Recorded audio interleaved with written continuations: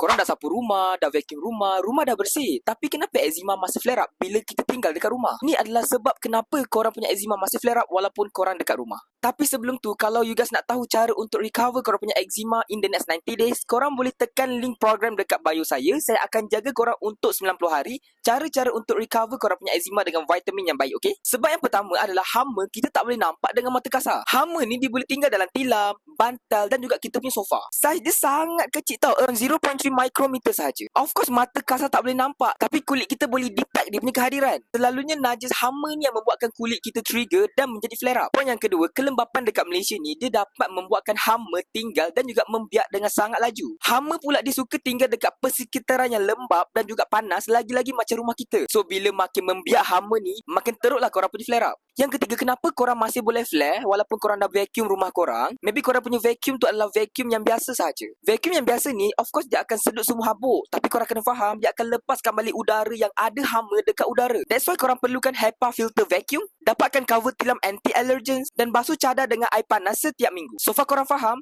Kalau faham, boleh follow akaun saya untuk banyak lagi tips berkenaan dengan eczema recovery plan, okay?